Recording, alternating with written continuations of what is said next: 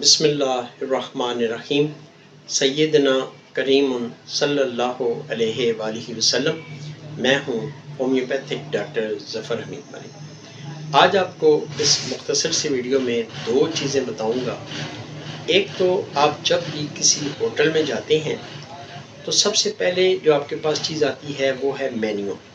जब आप मेन्यू देखते हैं, अपनी चीज़ें सिलेक्ट करते हैं, उसके बाद आपको ये करना है कि आपको फौरी वॉशरूम में जाना है और अपने हाथों को धोना है। आप सोच नहीं सकते कि आपके मेन्यू को हाथ लगाने से पहले न जाने कितने लोगों ने इसको पकड़ा होगा मेन्यू को और उससे अपने लिए आर्डर दिया होगा।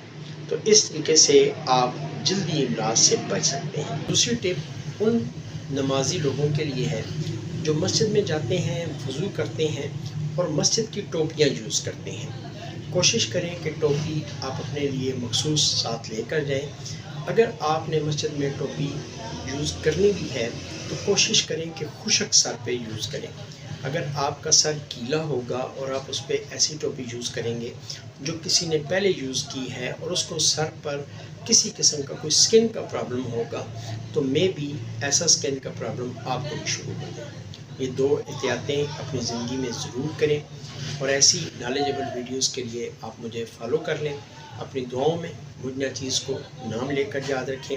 इस वीडियो को एज ए सदका जारिया अपने फैमिली फ्रेंड्स के साथ शेयर कर दें। हो सकता है आपके शेयर करने से किसी का भला हो जाए। Thank you very much. अस्सलाम वालेकुम व रहमतुल्लाहि व बरकातहू।